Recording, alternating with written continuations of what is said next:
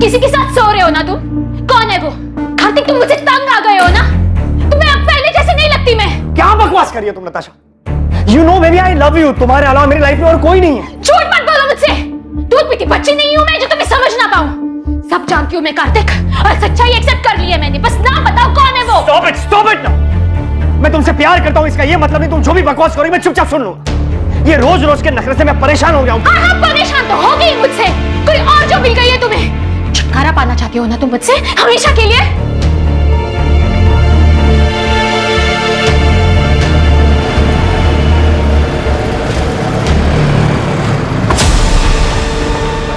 अरे कार्तिक सुन।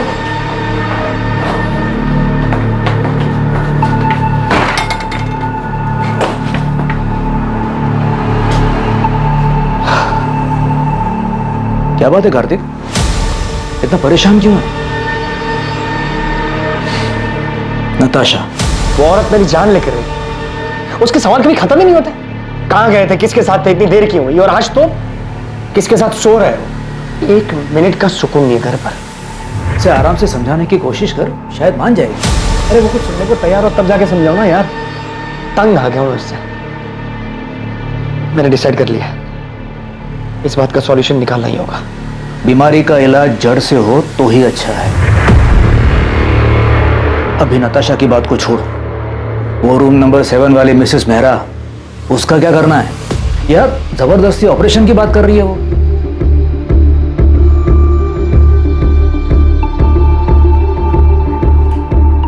क्या हुआ? आप बहुत डिस्टर्ब लग रहे हैं। इसमें कौन सी नई बात है? फिर से झगड़ा हुआ क्या? हाँ, मेरी जिंदगी में एक ही तो परेशानी है। उसे हम पर शक है क्या? कार्तिक की बात अगर सच निकली तो क्या सच में उसका अफेयर नहीं हुआ तो? मैं अपने पति को अच्छी तरह से जानती हूँ। मुझसे उब गया है, छुटकारा पाना चाहता है वो मुझसे, पर मैं ऐसा कभी होने नहीं दूंगी। मैं तुम्हारे साथ हूं नताशा। आगे जो कुछ भी करना है सोच समझ के करना होगा।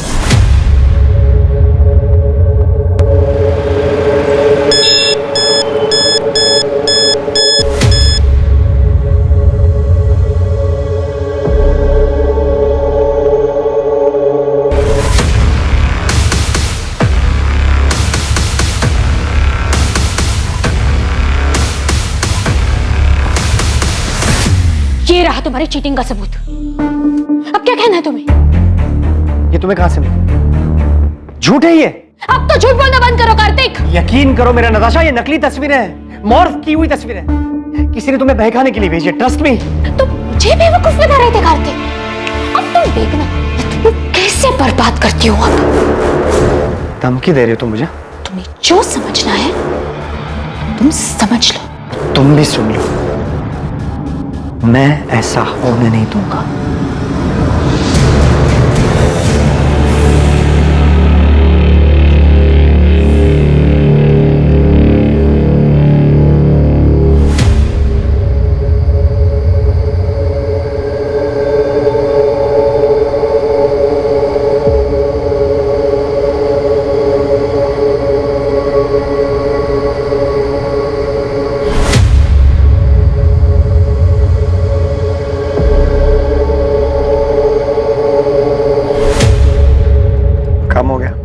हाँ, हो गया। किसी को पता तो नहीं चलेगा ना? नहीं, किसी को शक भी नहीं हुआ।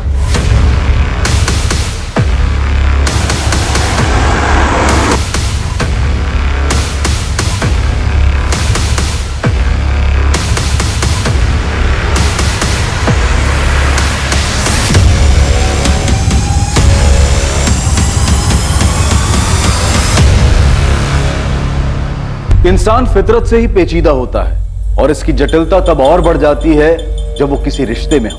भरोसे का टूट जाना और आपसी समझदारी की कमी, किसी भी रिश्ते के बिगड़ने के पीछे अक्सर ये वजहें अहम होती हैं। और जब ऐसा होता है तब रिश्तों में आक्रोश पनपता है और पता ही नहीं चलता कब दिलों में खींच पैदा हो जाती है।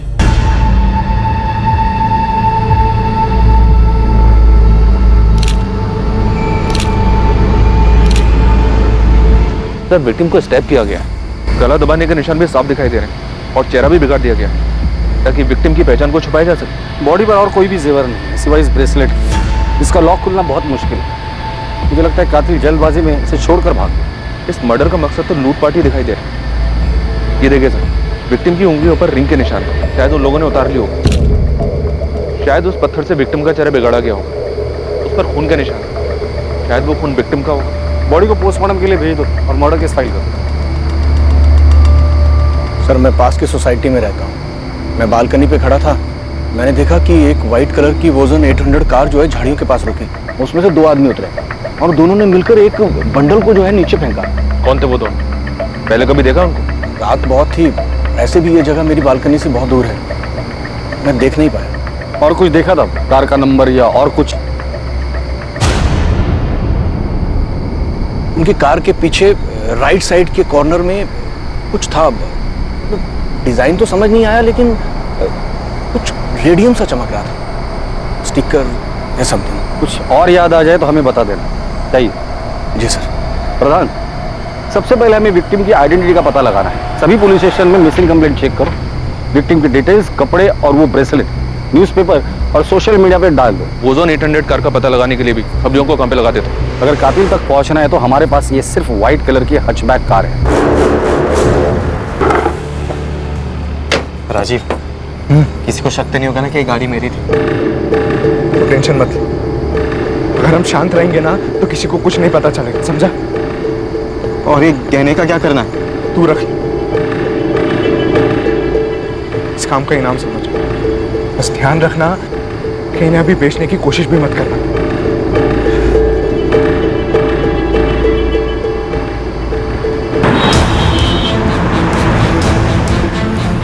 पुलिस ने अपना काम शुरू कर दिया और अगली सुबह सभी अखबारों में उस अज्ञात महिला की हत्या की खबर छपी।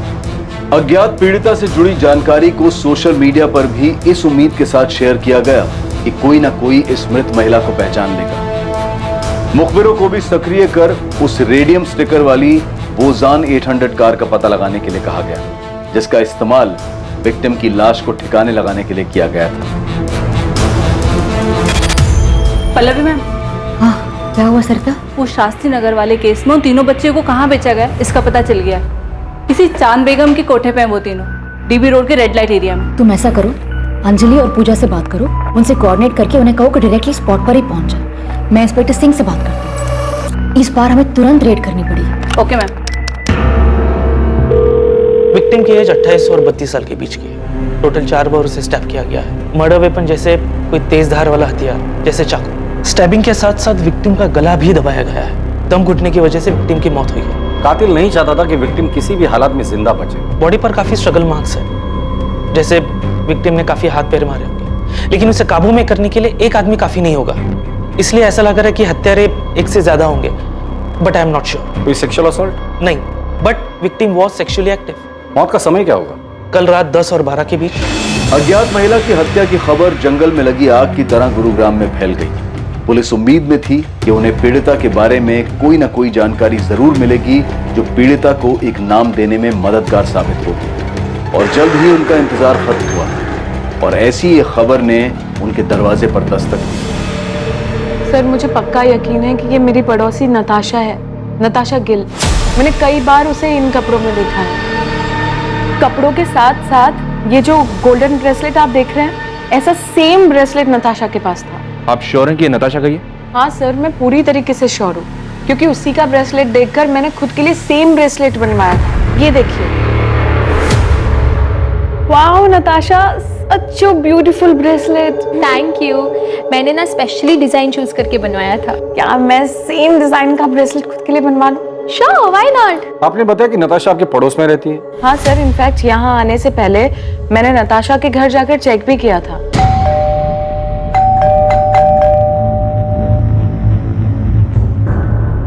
उसके बाद मैंने नताशा और उसके पति कार्तिक को फोन भी ट्राई किया, पर दोनों का नंबर स्विच ऑफ आ रहा था। ये सब देखकर मुझे लगा कि कुछ ना कुछ तो गड़बड़ है, इसलिए मैं सीधा यहाँ पर आ गई। आप मुझे कार्तिक और नताशा का नंबर लिख के दीजिए। वैसे ये दोनों काम क्या करते हैं? सर, कार्तिक डॉक्टर है और उसका खुद का नर्सिंग होम भी है, fit and care nursing home, जो जीवन चौक पर है। और नताशा टीचर है, स्कूल में हायर क्लासेस को पढ़ाती है। नताशा और कार्तिक के बीच रिलेशन कैसा था? देखने से तो सब ठीक ही लगता था सर, पर कभी कभी नताशा की बातों से ऐसा लगता था कि वो अपने हस्बैंड को लेकर बहुत पसेसिव थी। सर, कार्तिक और नताशा दोनों के फोन स्विच ऑफ। कोई और नंबर है? मेरा मतलब है माँ बाप या कोई रिलेटिव? नहीं सर, मेरे पास तो कोई नंबर नहीं है, पर आप उज्ज्वला से पूछ सकते हैं। वो मेरे यहाँ काम करती है और नताशा के यहाँ पर भी वही काम करती है।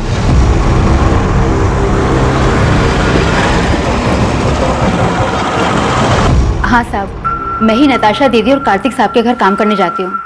आज सुबह भी गई थी, उनका घर बंद था, लेकिन अक्सर ऐसा होता है कि वो लोग काम के लिए जल्दी निकल जाया करते थे, इसलिए साहब मुझे कुछ भी अजीब नहीं लगा। नताशा और कार्तिक के घर वालों के बारे में कुछ जानती हो? किसी का नंबर या पता है तुम्हारे पास? पता तो नहीं मालूम, लेकिन नताशा दीदी के माँ बाप गुरुग्राम में ही कहीं रहते हैं।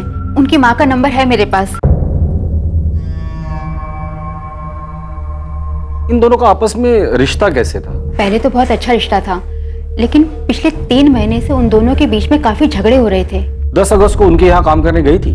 जी। क्या तब लड़ाई झगड़ा कुछ हुआ था? हाँ साहब, उस दिन भी उन दोनों के बीच में काफी झगड़ा हुआ था। ये तुम्हें कहाँ से मिले? झूठ है ये। अब तो झूठ बोलना बंद करो कार्तिक। तुम देखना मैं तुम्हें कैसे बर्बाद करती हूँ अब। नताशा ने? क्यों? वो अफेयर वाले शक को लेकर? हो सकता है साहब।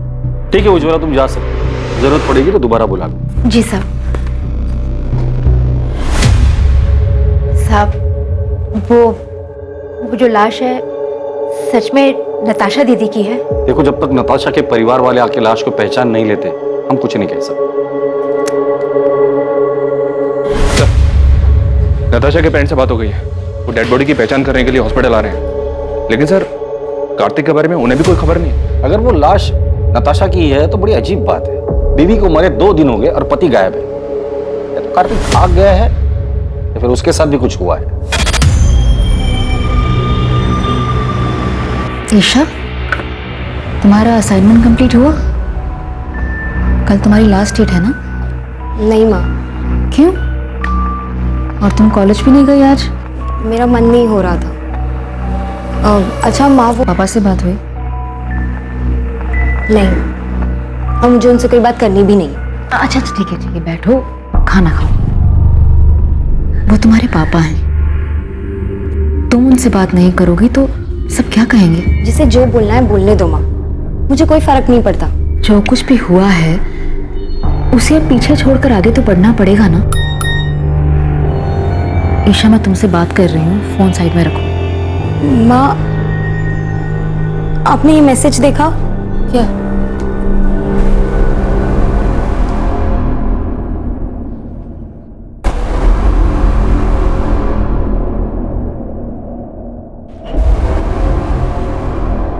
ये आपकी बेटी नताशा के? नताशा के बाई एड़ी में एक काला निशान है, बचपन से।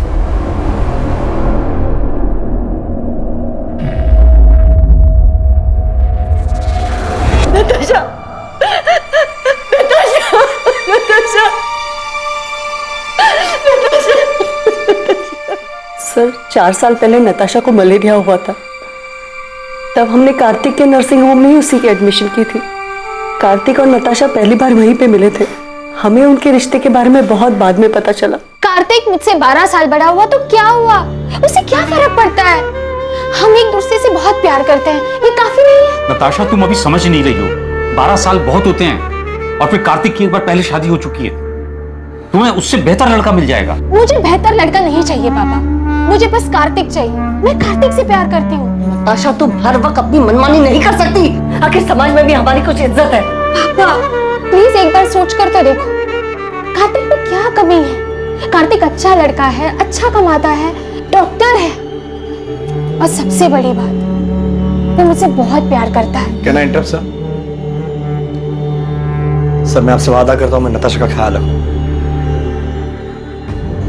आपको कोई शिकायत का मौका नहीं दूंगा। तुम्हारा पहले डाइवोर्स क्यों हुआ था? पापा, अब पुरानी बातें उठाने से क्या फायदा? कार्तिक आगे बढ़ चुका है अब मेरे साथ, और हम एक दूसरे के साथ बहुत खुश हैं। नताशा को हम दुखी नहीं देख सकते थे, इसलिए हमें उसकी जिद के आगे झुकना पड़ा। क्या आप लोगों को पता है कि कार्तिक की जिंदगी में नताशा के अलावा भी एक दूसरी औरत थी? क्या? सर, ये क्या कह रहे हैं आप? जी हाँ, और पिछले कई महीनों से इसी बात को लेकर कार्तिक और नताशा के बीच झगड़ा हो रहा है। सर मेरी नताशा से हर दूसरे दिन बात हुआ करती थी, उसने तो कभी ऐसा कुछ नहीं कहा। सर, नताशा और कार्तिक दोनों के कॉल रिकॉर्ड्स कल सुबह तक आ जाएंगे। प्रधान, जल्द से जल्द हमें कार्तिक तक पहुंचना होगा। पहले उसकी बीवी नताशा की डेड बॉडी हमें मिलती है, फिर पता चलता है कि उसके लाइफ में नताशा के अलावा दूसरी औरत भी, और इन सब के बीच ये कार्तिक कहाँ गायब हो गया पता नहीं। हो सकता है सर कार्तिक के कॉल रिकॉर्ड से हमें उस दूसरी औरत का पता चल जाए।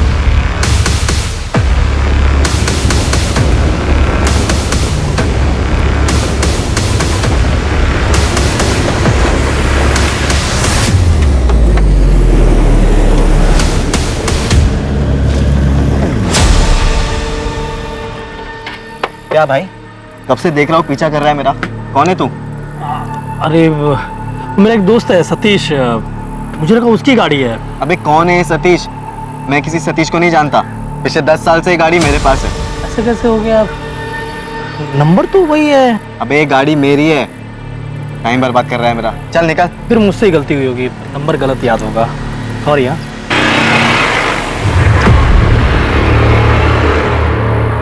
हाँ विक्रांत बोल। राजीव, वो एक आदमी मेरा पीछा कर रहा था गाड़ी से। पीछा कर रहा था? तो तूने क्या किया? मैंने उससे जब पूछा तो बोल रहा था कि किसी सतीश की गाड़ी है ये। तूने उसकी शक्ल देखी ना? वो दिखने में कैसा था? मतलब पुलिस वाला लग रहा था क्या तुझे? नहीं, पुलिस वाला तो नहीं लग रहा था वो। तू फालतू में टेंशन ले रहा। अबे हमने पीछे कोई सबूत छोड़ा ही नहीं है, कोई तुझ तक नहीं पहुंच पाएगा विक्रांत। ठीक है राजीव। सर, कॉल रिकॉर्ड्स के हिसाब से नताशा रात को 10 बजे अपने घर वाले एरिया से बाहर निकली थी। फिर उसका फोन एक जगह से दूसरी जगह लगातार मूव होता रहा, और 1 घंटे बाद तकरीबन रात को 11 बजे उसका फोन स्विच ऑफ हो गया। उसके फोन पर लास्ट कॉल रात को 9:30 बजे था सर, 44756 इस नंबर से। मतलब कॉल आने के आधे घंटे बाद वो घर से निकली, जरूर कॉलर से मिलने गई। किसका नंबर है ये? नंबर भी स्विच ऑफ है सर, इसकी भी डिटेल्स निकल पा रहा हूँ। कार्तिक का कुछ पता चला? उसके कॉल रिकॉर्ड्स क्या कहते हैं? सर 10 अगस्त की रात को कार्तिक का फोन रात को 11:50 पर स्विच ऑफ हुआ था। उसका last location new Delhi airport है। मतलब मर्डर करके सीधा भागने का प्लान था। सर कार्तिक के कॉल रिकॉर्ड में 2 नंबर्स और मिले, एक है मोना सहगल का और दूसरा है डॉक्टर अभय सचदेवा का। कार्तिक ने फोन स्विच ऑफ करने से जस्ट पहले इस डॉक्टर अभय सचदेवा को कॉल किया था। ये अभय उसी के नर्सिंग होम में उसके साथ काम करता है। और ये मोना? ये भी कार्तिक के नर्सिंग होम में नर्स है सर। कार्तिक और मोना के बीच पिछले 3 महीनों से काफी बातें हो रही थी। कार्तिक का जिसके साथ अफेयर चल रहा है वो दूसरी औरत मोना ही है। पता नहीं इस मोना को पुलिस स्टेशन बुलाओ और तुम फिट एंड के नर्सिंग होम में जाकर डॉक्टर अभय से मिलो और कार्तिक के बारे में पता करो। नताशा का मर्डर हो गया? कब? कैसे? और कार्तिक, क्या उसे पता है? ये तो आप बेहतर बता सकते हैं। आप क्या कह रहे हैं सर? 10 अगस्त की रात को 10 से 12 के बीच नताशा का मर्डर होता है और उसी दौरान कार्तिक आपको कॉल करता है। काम हो गया? हाँ हो गया। उसकी लास्ट लोकेशन एयरपोर्ट है और उसके बाद से उसका फोन स्विच ऑफ है। कहाँ छुपा हुआ है कार्तिक? सर कार्तिक सर मुंबई गए हैं मेडिकल कॉन्फ्रेंस के लिए। 10 तारीख की रात की उनकी फ्लाइट थी। मेडिकल कॉन्फ्रेंस के लिए गया तो फोन क्यों स्विच ऑफ? सर मुझे नहीं पता, बल्कि मैंने और अभय सर ने तो कई बार उनका नंबर ट्राई किया है। अच्छा, तुम्हारे और कार्तिक के बीच रिलेशन क्या है? वही सर जो एक डॉक्टर और नर्स के बीच में होता है। ये तुम दोनों के कॉल रिकॉर्ड। नर्सिंग होम में दिन भर काम करने के बाद हर रात इतनी देर किस बात पर डिस्कशन करते हो तुम दोनों? नताशा को मारने का प्लान तुम दोनों ने मिलकर बनाया था? नहीं सर, ऐसी कोई बात नहीं है। ऐसे कैसे कोई बात नहीं है डॉक्टर अभय? कार्तिक ने उस रात को लास्ट कॉल आपको ही किया था। कि वो नर्सिंग होम की सप्लाईज के बारे में बात करनी थी। क्या बात करनी थी? कंसाइनमेंट डिले हो गया था ना, उस बारे में। किस चीज का कंसाइनमेंट? कहां से आने वाला था और कब आने वाला था? जी वो डॉक्टर अभय, आप झूठ बोल रहे हैं। अभी आप हमें सीधी तरह से बताइए कि कार्तिक ने नताशा के मर्डर के बारे में आपको क्या बोला? आप गलत समझ रहे हैं सर। मैं आपको सब सच सच बताता हूँ। हमारे हॉस्पिटल की एक नर्स ने एक पेशेंट को गलत दवाई दे दी थी, जिस वजह से उसकी कंडीशन बहुत सीरियस हो सकती थी। वो तो फॉर्चुनेटली टाइम पे पता चल गया और सब संभल गया। सर यही चेक करने, कंफर्म करने के लिए कार्तिक ने मुझे कॉल किया था। तो मतलब मर्डर के साथ साथ आप लोग मेडिकल नेग्लिजेंसी को भी कवर अप करते हैं? हाँ सर, मैं मानती हूँ कि मेरा और कार्तिक का अफेयर है, लेकिन नताशा के मर्डर के बारे में मुझे कुछ भी नहीं पता। तो मर्डर वाली रात तुम दोनों साथ में क्या कर रहे थे? तुम दोनों की सेल लोकेशन से साफ पता चलता है कि मर्डर वाली रात तुम दोनों रात 9 बजे से लेकर 11 बजे तक साथ में थे। एक्चुअली हम लोग ब्लू मून होटल में थे। लेकिन नताशा को हमारी फोटोज कहाँ से मिली? यही तो मेरी समझ में भी नहीं। धमकी भी दे रखी है मुझे, वो मुझे बर्बाद कर देगी। तो अब आगे क्या करना है? इससे पहले कि नताशा नाम का सरदर्द नासुर बने, मुझे इसका जड़ से इलाज करना होगा। तो नताशा से छुटकारा पाने के लिए कार्तिक ने नताशा को रास्ते से ही हटा दिया? सर उस रात मैं और कार्तिक साथ में ड्रिंक कर रहे थे। नताशा ने जीना मुश्किल कर दिया। हर रोज नए ड्रामे करती है। आज तो पता नहीं कहां से उसे मेरे और मोना के फोटोज हाथ लगे। लेकिन उसके पास फोटोग्राफ्स आए कहां से? पता नहीं यार कहां से मिले, लेकिन अब इस बात का परमानेंट सॉल्यूशन ढूंढना है। मतलब कार्तिक ने नताशा को मारने की बात की थी? सर मुझे नहीं पता कि कार्तिक ने ऐसा क्यों कहा, उसके कहने का क्या मतलब था, लेकिन मैं कार्तिक को अच्छे से जानती हूँ, वो ऐसा बिल्कुल भी नहीं कर सकता। सर हमने हमारे रिलेशन को सीक्रेट रखा था। अगर किसी को ये बात पता थी तो वो बस डॉक्टर अभय है। तो क्या वो पिक्चर्स डॉक्टर अभय ने नताशा को भेजी? नहीं सर, भला मैं क्यों नताशा को कार्तिक और मोना के पिक्चर्स दूंगा? वो पहले इतना परेशान था। रही बात नताशा के मर्डर की, तो सर मुझे नहीं लगता कार्तिक ऐसा कुछ करेगा। कार्तिक मुंबई में जिस मेडिकल कॉन्फ्रेंस के लिए गया है, वहां किसी को बोल के उससे बात कर सकते हैं आप?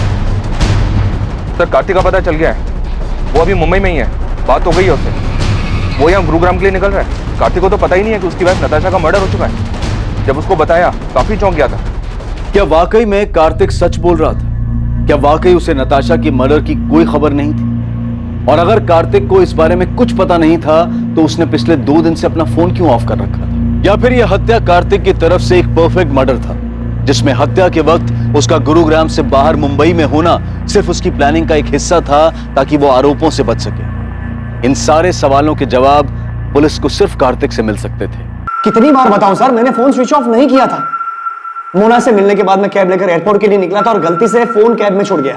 नताशा से पहले भी तुम्हारी एक शादी हुई थी, वो बीवी कहाँ है? उसकी डेथ हो चुकी है। उसी के बाद मैंने नताशा के साथ शादी की। नताशा के माँ बाप को झूठ क्यों बोला था कि तुम्हारा डिवोर्स हुआ है? मैंने झूठ नहीं बोला, नताशा ने बोला था। वो क्यों झूठ बोले? मैं कैसे बता सकता हूँ? 10 अगस्त की रात जब तुम तुम्हारे दोस्त अभय के साथ ड्रिंक कर रहे थे, तब तुमने कहा था कि नताशा का परमानेंट सॉल्यूशन ढूंढना है। अब इस बात का परमानेंट सॉल्यूशन ढूंढना होगा। और यही बात तुमने मोना से भी कही थी मर्डर वाली रात। इससे पहले कि नताशा नाम का सरदर्द नासुर बने, मुझे इसका जड़ से इलाज करना होगा। मेरे कहने का मतलब ये नहीं था सर, मैं डिवोर्स की बात कर रहा था।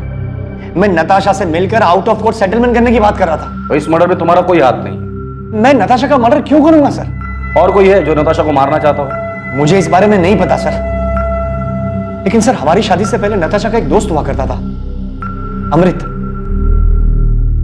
वो उसे बहुत पसंद भी करता था।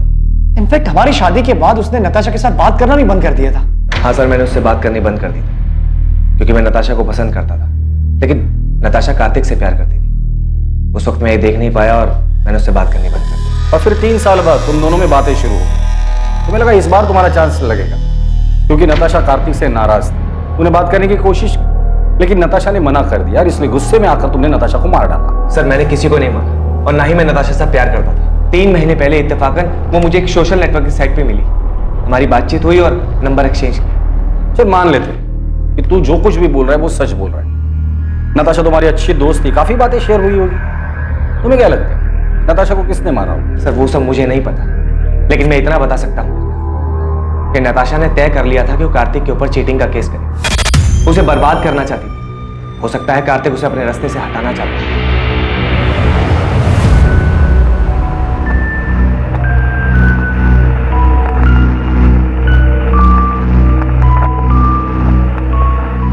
ये कार्तिक तो हमारे साथ गेम खेल रहा है। मतलब इसने हमसे कहा था कि इसकी एक्स वाइफ की डेथ हो चुकी है। तो क्या वो जिंदा है? वो जिंदा ही नहीं है सर, वो नताशा के क्रिमेशन में भी आई थी।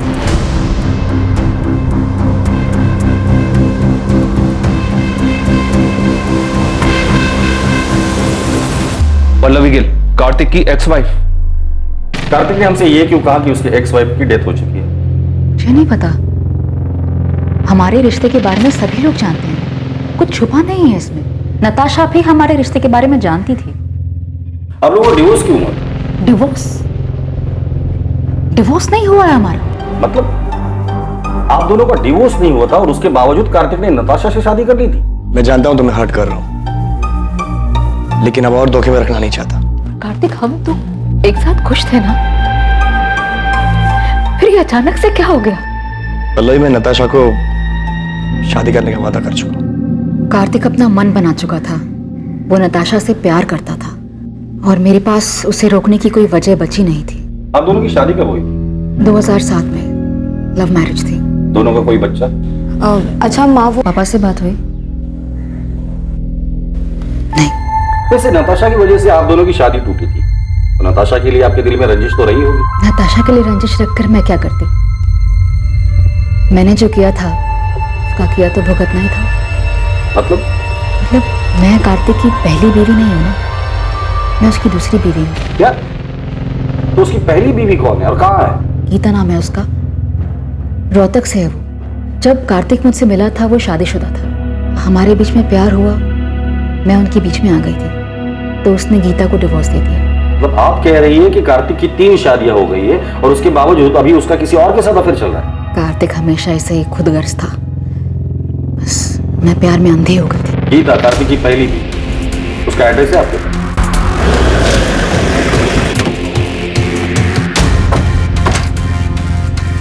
जगदीश अग्रवाल। हाँ सर, मैं ही हूँ, लेकिन आप क्यों पूछ रहे हैं? 444756, ये तेरा नंबर है ना?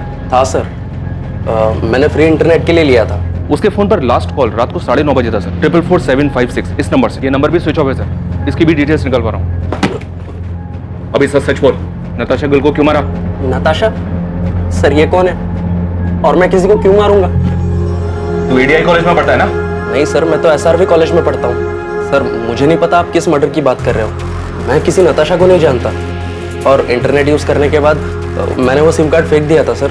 और तेरी इस लापरवाही की वजह से किसी ने उस सिम कार्ड का इस्तेमाल करके बहुत सफाई के साथ मर्डर कर दिया। सच सच बता, नताशा के मर्डर में कहीं तेरा हाथ तो नहीं? दिमाग खराब हो गया तेरा? क्या बोलना क्या चाहता तू? पुलिस को तुझ पे शक? उस रात तूने कहा था कि तू नताशा से काफी परेशान था, उससे पीछा छुड़ाने के लिए कुछ करने की सोच रहा था। अभय, मैं मुंबई से लौटने के बाद नताशा के साथ डिवोर्स देने की सोच रहा था। ये बात तू मुझे उस रात भी कह सकता था। मुझे भरोसा नहीं मुझ पर। मैं तुझ पे भरोसा करना चाहता हूँ, एंड आई ट्रूली होप कि तू सच बोल रहा है।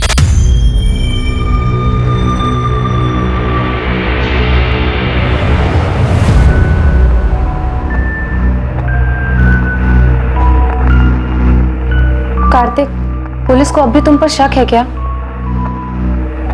उनका शक इतनी जल्दी खत्म नहीं होगा। तो अब आगे क्या करना है?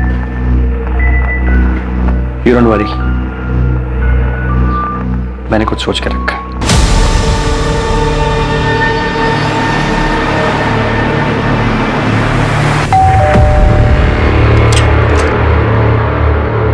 गीता कक्कड़ जी।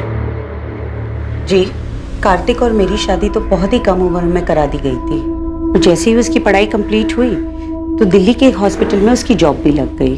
पहले तो हफ्ता 2 हफ्ते में अक्सर वो घर चला आया करता था, लेकिन फिर धीरे धीरे हफ्ते महीने में बदल गए। आपका और कार्तिक का डिवोर्स कब हुआ? 2007, जब कार्तिक दिल्ली में था तब उसकी मुलाकात पल्लवी से हुई। मुझे तो उनके रिश्ते की कोई भनक भी नहीं थी, लेकिन फिर अचानक कार्तिक ने सामने से आके मुझे सब कुछ बता दिया। इसलिए जब उसने मुझसे डिवोर्स मांगा तो मैंने मना नहीं किया। कार्तिक का काम अच्छा चल रहा था, तो मुझे लगा कि वो हमारी बेटी को एक अच्छी जिंदगी दे पाएगा, इसलिए मैंने हमारी बेटी की कस्टडी उसे सौंप दी। आपकी और कार्तिक की एक बेटी भी है? जी हाँ, ईशा गिल। और वो अपने पापा कार्तिक और पल्लवी के साथ ही तो रहती है। लेकिन कार्तिक और पल्लवी दोनों ने हमें ईशा के बारे में तो कुछ नहीं बताया। कार्तिक आखिर झूठ क्यों बोल रहा था? क्या वो खुद को बचाना चाहता था या फिर किसी और को? पल्लवी से मेरी शादी हुई तब ईशा 7 साल की थी। शुरुआत से ही मैंने ईशा को अपनी बेटी माना था। मैंने और कार्तिक ने दोनों ने मिलकर इसे बड़ा किया है। लेकिन फिर पापा की जिंदगी में नताशा आई और सब कुछ बिखर गया। मैं ईशा को अपने साथ रखना चाहता था, उसे कभी छोड़ना नहीं चाहता था। लेकिन मैं माँ को छोड़कर कहीं नहीं जाना चाहती थी, खासकर उस नताशा के साथ रहने के लिए, जिसकी वजह से मेरी माँ को इतनी ठेस पहुंची। मैंने वो घर छोड़ा था, लेकिन ईशा को कभी नहीं छोड़ा। वो मेरी इकलौती औलाद है। मेरे लिए मेरी फैमिली सिर्फ मेरी माँ है सर, और कोई भी नहीं। और अगर पापा को मेरी इतनी चिंता होती तो वो मुझे छोड़कर कभी नहीं जाते। कार्तिक, पल्लवी और ईशा तीनों से बात करके सिर्फ फैमिली ड्रामा सामने आ रहा है। अभी तक हमारे पास किसी के खिलाफ कोई सबूत भी नहीं है और ना ही कोई वजह। सर, कार्तिक के कॉल रिकॉर्ड्स के हिसाब से भी उसकी और नताशा की लोकेशंस अलग अलग है। मैंने पल्लवी और ईशा के कॉल रिकॉर्ड्स भी स्टडी की। इंसिडेंट के वक्त ये दोनों घर पर ही थे। इनके अलावा डॉक्टर अभय, नताशा का फ्रेंड अमृत और नर्स मोना, इनके खिलाफ भी कुछ नहीं मिला। तो प्रधान, नताशा को मारा किसने? किसने की होगी इतनी जबरदस्त प्लानिंग जो हमारे हाथ ही नहीं लग रहे? साहब अंदर आऊं क्या? आजा बहादुर, कुछ अच्छी खबर है तो बता। साहब, हमने गुरुग्राम में आपकी सफेद कार को पूरी तरह छान मारा, लेकिन किसी भी कार पे वो स्टिकर नहीं दिखा सर। यहाँ तक कि एनसीआर इलाके में भी ढूंढा, लेकिन वो स्टिकर वाली कार नहीं दिखी सर। और नताशा के गहनों के बारे में कुछ पता चला? अभी मार्केट में आए नहीं है। और सर वो सुपारी वाले एंगल से भी कुछ मिला नहीं। तुमने कहा था कि गुड़गांव में 3 ओजोन 800 सफेद कार्स हैं, लेकिन किसी पर भी स्टिकर नहीं है, पता है मुझे। उन कार और उसका नाम और एड्रेस है तुम्हारे पास? हाँ साहब, वो तो मैंने पहले ही पता कर लिया। मुझे लगता है कातिल ने वो रेडियम स्टिकर निकाल दिया होगा। प्रधान, इन तीनों की हिस्ट्री निकालो और उठाकर लेकर आओ। मुझे लगता है इन तीनों में से कोई एक तो हमारे काम का आदमी है।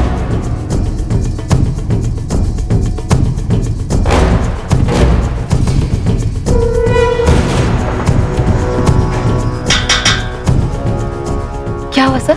विक्रांत मेरा बेटा है। कहाँ है? वो तो गैरेज में गया है काम करने। विक्रांत जहाँ काम करता है वहाँ का एड्रेस दीजिए। सब क्या हुआ है मुझे?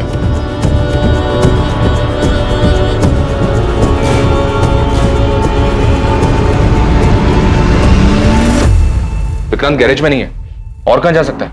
मुझे नहीं पता साहब। सर ये देखिए सर, ये विक्रांत के कमरे से मिला है। जूतों के डब्बों में छुपा कर रखा गया था। और सर विक्टिम के पति ने जो हमें फोटो दी थी उससे ये मैच करता है सर। ये इतने महंगे गहने, ये किसके है साहब? उस औरत के जिसका खून आपके बेटे ने किया। खून?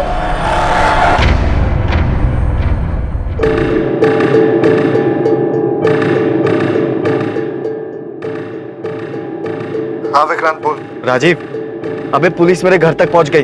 तूने तो कहा था कि कुछ भी नहीं होगा। क्या बोल रहा है विक्रांत तू? अबे सच बोल रहा हूँ, बाल बाल बच गया मैं। तू अभी कहाँ पर है? एमडी नगर के वो पीछे वाली रोड पे गाड़ी में बैठा हूँ। राजीव, मुझे लगता है कि हमें पुलिस को सब सच सच बता ही देना चाहिए। तू 2-4 दिन के लिए गुरुग्राम से बाहर चले जा, है ना? तब तक मैं कोई प्लान बना लूंगा। मैं तुझे 2 दिन का वक्त दे रहा हूँ। अगर तूने मुझे इस झमेले से नहीं निकाला ना, तो मैं खुद ही पुलिस को जाकर सब सच सच बता दूंगा। सर, विक्रांत के फोन की लोकेशन डेड बॉडी मिलने वाली जगह से मैच हो रही है। टाइम भी उसी दौरान का है। विक्रांत के कॉल रिकॉर्ड से कुछ मिला? विक्रांत जिस नंबर पर रेगुलर टच में था, उन सारे नंबर्स की डिटेल्स निकलवा रहा हूँ सर। और वो मनोहर जिसने डेड बॉडी को गाड़ी से उतारते हुए देखा था, उसने बताया था 2 आदमी थे। एक तो ये विक्रांत ही है, दूसरे आदमी का पता लगाना बाकी है। विक्रांत का कुछ पता चला? विक्रांत के घर पे कांस्टेबल्स लगा दिए सर। विक्रांत और उसकी माँ का फोन ट्रैक कर रहे हैं। साहब, वो विक्रांत का पता चल गया साहब। तुझे क्या लगा था गाड़ी धोने से सबूत धुल जाएंगे? तेरी सफेद ओजोन 800 हमने फॉरेंसिक में भेज दी है, जिसमें नताशा के खून के ट्रेस मिल ही जाएंगे। इसलिए कोई भी कहानी सुनाने के बारे में सोचना भी मत। सीधे सीधे बता दे नताशा को क्यों मारा? सर मैंने उसको नहीं मारा, मैं तो उसका नाम तक नहीं जानता था। सर वो मेरा बचपन का दोस्त राजीव 9 तारीख को मुझसे मेरी गाड़ी लेकर गया था, और फिर 10 तारीख की रात को उसने मुझे कॉल किया किसी पीसीओ से और मोहल्ले के बाहर बुलाया मिलने के लिए। सर मैं फंस गया था, इसलिए मुझे उसके साथ जाना पड़ा क्योंकि मेरी गाड़ी उसके साथ थी। मैं उस औरत को नहीं जानता था सर, सच बता रहा हूँ। क्या हो गया राजीव? तेरा फोन क्या, तूने मुझे लैंडलाइन से क्यों कॉल किया था? तू अंदर आ, मैं सब बताता हूँ।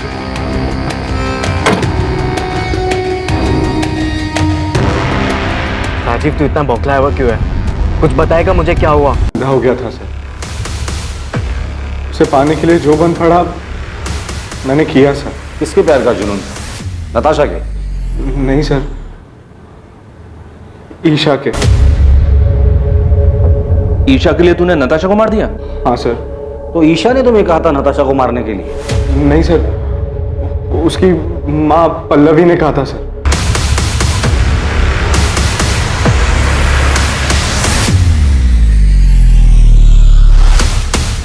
पल्लवी मुझे बिल्कुल पसंद नहीं करती थी, क्योंकि मैं उसकी बेटे के स्टेटस के बराबर नहीं था। मैं और राजीव पिछले 6 महीने से डेट कर रहे थे, पर माँ हमारे रिश्ते से खुश नहीं थी।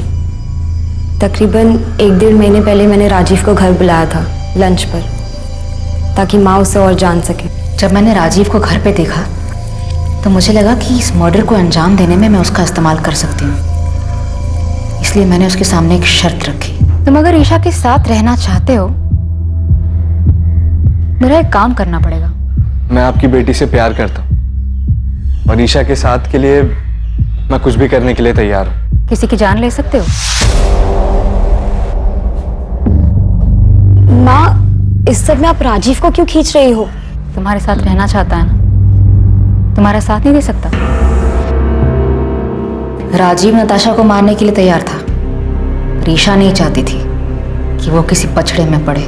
मैं उसका इस्तेमाल नहीं कर सकती। हाँ, अगर वो तुमसे प्यार करता है तो तुम्हारे लिए इतना तो कर ही सकता है। लेकिन माँ, आप ऐसे कैसे किसी और की लाइफ डेंजर में डाल सकती हो? उसका तो इन सब से कोई लेना देना भी नहीं है। थोड़ा अकल से काम लो ईशा। कल को अगर नताशा के मर्डर की बात पुलिस तक पहुंच भी जाती है तो राजीव पर हम सारा ब्लेम डाल सकते हैं। माँ, अगर ये सब बात आप ना ही करो तो बेहतर होगा। राजीव पर प्यार का भूत सवार था। वो किसी भी तरह हमारे रिश्ते पर माँ की हामी चाहता था, इसलिए उसने मेरे लिए अपने सर पर इतना बड़ा खतरा उठा लिया। वो तो उसे करना ही था, बेवकूफ है वो। नताशा को कैसे मारा और क्यों? नताशा को मारने के लिए उसे उसके घर से बाहर निकालना जरूरी था, और मेरे कुछ भी कहने से वो घर से बाहर निकलने वाली थी नहीं। उसे कुछ मजबूत चारा देने की जरूरत थी। और फिर मैंने उसे वो चारा दी। ईशा की माँ कार्तिक और मोना के बारे में सब जानती थी, उसे सब पता था उनके अफेयर के बारे में। और यही बात मैंने एक अज्ञात कॉलर बनकर नताशा के कान में भरी। मैं उसे एक ऐसे नंबर से कॉल और मैसेज करता था जो मेरा नहीं था, मुझे कहीं पड़ा मिला था। और आगे का प्लान ये था कि धीरे धीरे मैं नताशा का विश्वास जीत लूँगा। और इन सब के लिए मुझे कार्तिक और मोना की एक पिक्चर चाहिए थी।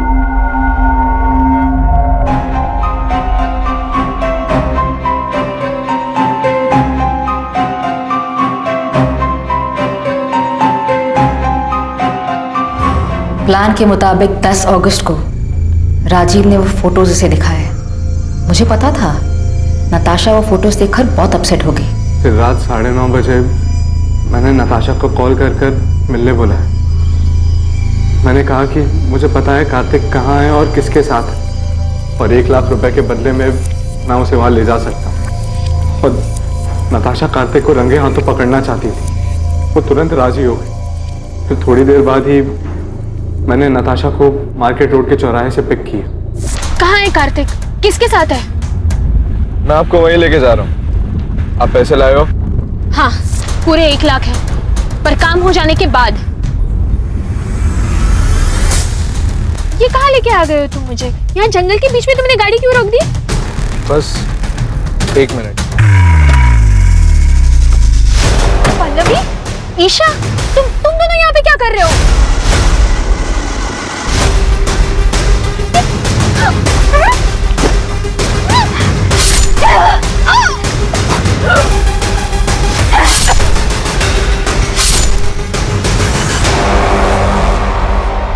क्राइम कैसे हुआ ये तो आपने हमें बता दिया, पर एक सवाल अब भी बाकी है Pallavi ji.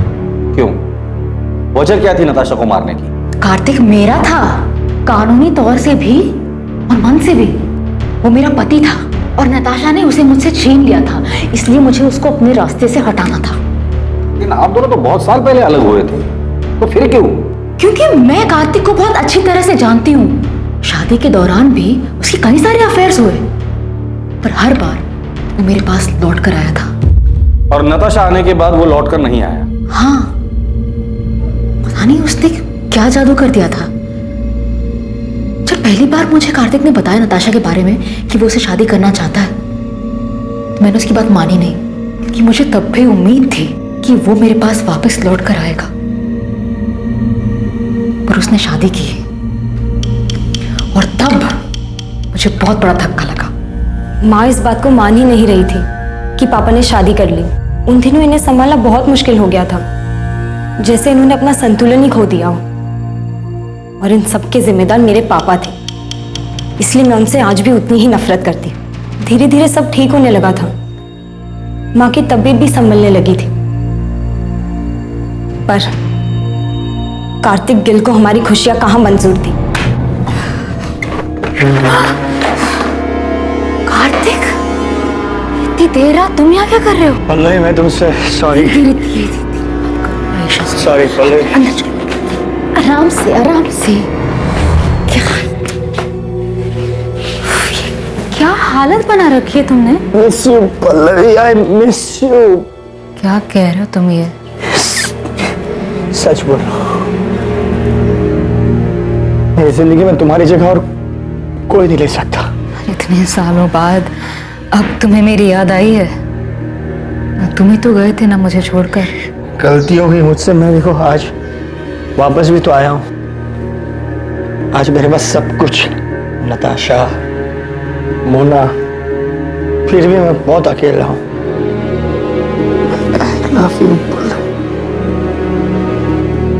I love you. Kartik के साथ वो रात गुजारने के बाद मेरी समझ में आ गया था कि कार्तिक अब भी मुझसे प्यार करता है और नताशा ही हमारे रास्ते का कांटा थी। इसलिए नताशा को रास्ते से हटाने का प्लान तुमने बना लिया और उसमें ईशा को भी शामिल कर लिया। क्या माँ, आपको समझ भी रहा है आप क्या सोच रही हो?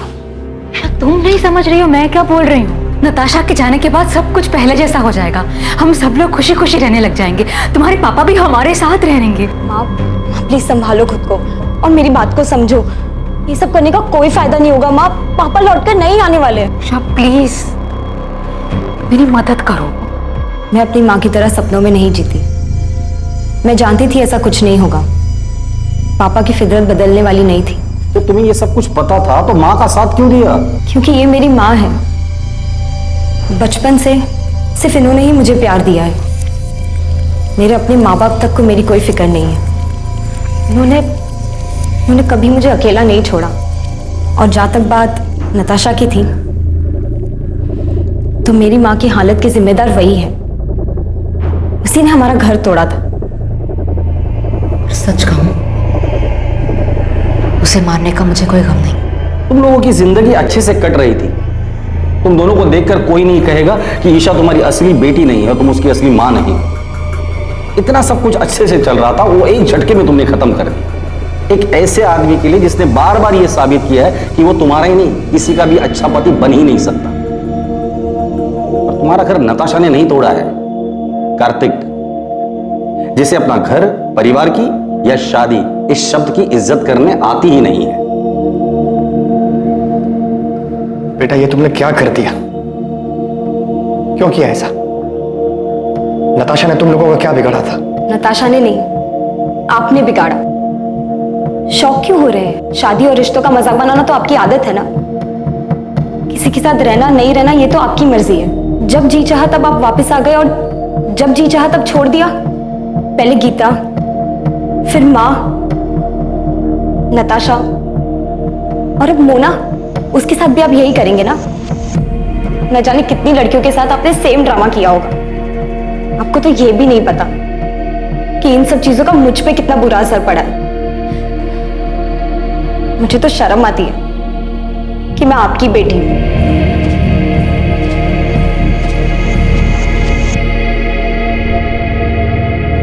पल्लवी गिल, उसकी बेटी ईशा गिल और ईशा के बॉयफ्रेंड राजीव वालिया को नताशा की हत्या के आरोप में आईपीसी की धारा 302 और सबूत मिटाने के लिए आईपीसी की धारा 201 के तहत बुक किया गया है। राजीव का फ्रेंड विक्रांत मेहता, जो कि अपराध में इस्तेमाल हुई कार का मालिक था, उस पर आईपीसी की धारा 201 के तहत आरोप लगा है। पल्लवी हर हाल में कार्तिक को पाना चाहती थी, जिसके लिए उसने बिना कुछ सोचे समझे नताशा की हत्या कर दी। पल्लवी भावनात्मक रूप से उस हद तक पहुंच गई थी जहां तर्क और समझदारी बेकार लगने लगे थे, जहां पल्लवी को अपराध ही एकमात्र जरिया दिखाई दे रहा था और उसने इस जुर्म में ईशा को भी भागीदार बना लिया। बेशक पल्लवी गलत थी, लेकिन वो अकेली गलत नहीं थी। अगर ईशा चाहती तो अपनी मां को समझाकर इस जुर्म को होने से रोक सकती थी, लेकिन उसने भी अपने अंदर की कड़वाहट के कारण समझदारी, लॉजिक और कॉमन सेंस को दरकिनार कर दिया। भावनात्मक रूप से उथल पुथल होने के वक्त लिया गया हर फैसला इसमें शामिल लोगों के लिए हमेशा तबाही लाने वाला ही होता है। फिर मुलाकात होगी एक और नए केस के साथ। देखते रहें क्राइम पेट्रोल सतर्क, और याद रखें, क्राइम और आपके बीच में सिर्फ इतना फर्क है कि आप कितने सतर्क हैं। सतर्क रहें, सुरक्षित रहें। जय हिंद।